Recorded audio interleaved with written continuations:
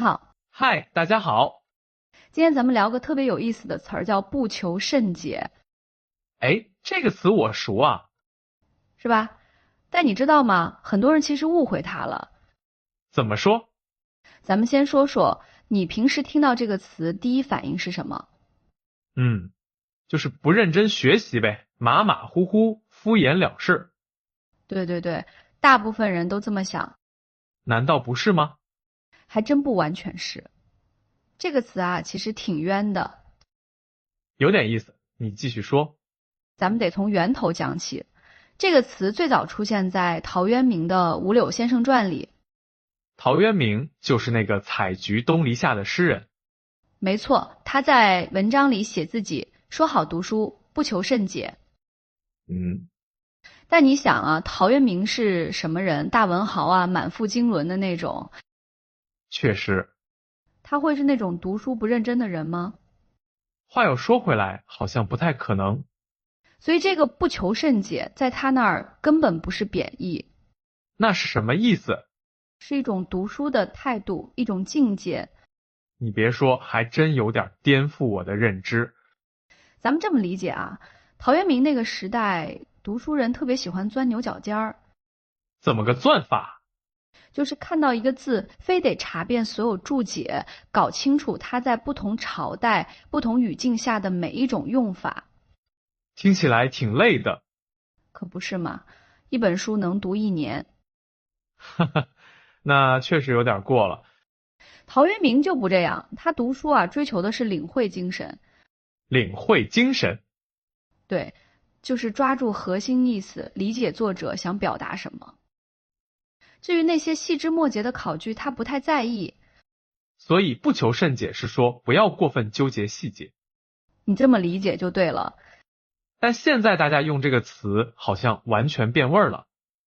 是啊，变成了不认真的代名词。这个转变是怎么发生的？这就得说到语言的演变了。词语啊，它是活的，会随着时代变化。对。后来的人看到不求甚解这4个字，只从字面理解。不求就是不追求，甚解就是深入理解。没错，连起来就成了不追求深入理解。听起来确实像是敷衍，所以慢慢的这个词就被误解了。有点可惜啊。确实，但你知道吗？陶渊明的原意其实特别适合现代人。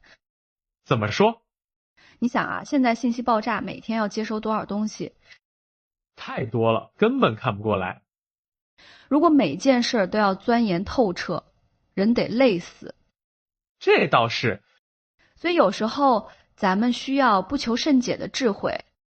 抓重点，别陷进细节里。对对对，你看学中文的时候也是这样。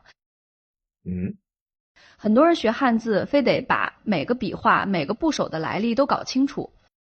我有个朋友就这样学一个字能研究半天，结果呢，进度特别慢，而且越学越觉得难。就是嘛，其实完全可以先把字认下来，知道怎么用。先会用，再深究。没错，等你用的多了，自然就理解深了。这个思路挺好的。这就是不求甚解的精髓啊。但也不能什么都不求甚解吧？当然不能，这里面有个度。怎么把握这个度？咱们可以这么想，分清楚什么是核心，什么是枝节。核心的东西必须搞懂，枝节的东西可以先放一放。比如说，学不求甚解这个词，核心是理解它的真正含义。对。至于陶渊明写这篇文章的时候用的是什么纸、什么笔，这就是枝节了。哈哈哈，确实没必要纠结。再比如读一本小说，核心是理解故事情节、人物性格、主题思想。对。至于作者在某一页用了什么修辞手法，这个可以先不管。除非你是专门研究文学的。没错，所以不求甚解不是不认真，而是会抓重点。这么一说，我觉得这个词挺有智慧的。是吧？陶渊明那个时代就明白这个道理了。古人的智慧啊。而且你知道吗？不求甚解还有另一层意思，还有，就是不要过分执着于一种解释。这个怎么理解？你看啊，很多经典作品它是有多重解读的。1000个读者有1000个哈姆雷特。对，如果你非要找到唯一正确的答案，可能会错过很多东西。所以不求甚解也是一种开放的心态。可以这么说，允许模糊，允许多元。这个角度我还真没想过。其实中国文化里很多词都有这种智慧，比如难得糊涂。这个跟不求甚解有点像。对，都是说不要什么都较真儿。但也不是真糊涂。没错，是一种大智若愚的境界。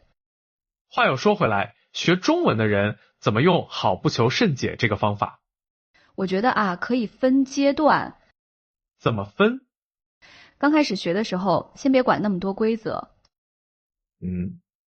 多听、多说、多用，培养语感。就像小孩学说话一样。对，小孩不会先学语法，对吧？确实都是直接模仿。等有了一定基础，再去深究语法资源这些，这样学起来会轻松很多，而且不容易产生挫败感。有道理。还有啊，遇到不懂的词，先根据上下文猜意思。不要马上查字典，可以先猜，猜完再查，印象会更深。这个方法我试过，确实有用。这也是一种不求甚解。不急于求得精确答案，先有个大概的理解。没错，很多时候大概的理解就够用了。而且随着接触的多了，理解自然会深入。对，这是个自然的过程。所以不求甚解其实是一种很高明的学习策略。可不是吗？陶渊明早就告诉我们了。只是后人误解了他的意思。是啊，所以今天咱们得正名。哈哈哈，给不求甚解平反。对，这个词本身没问题，问题在于怎么理解它。语境很重要。你看，咱们今天聊了这么多，其实就是在求甚解。对啊，咱们把这个词解剖的够透彻了。但平时用的时候，不需要每次都想这么多，知道它的真正含义就行。没错，这就是求甚解和不求甚解的平衡。该深入的时候深入，该放松的时候放松。你这总结的好。嘿嘿。其实啊，学语言也好，做事儿也好，都需要这种平衡。对，不能太较真儿，也不能太随意，找到适合自己的节奏。好了，今天关于不求甚解这个词，咱们就聊到这儿。希望你听完之后对这个词有了新的认识。下次再看到它，别急着给它贴上不认真的标签。想想陶渊明的本意。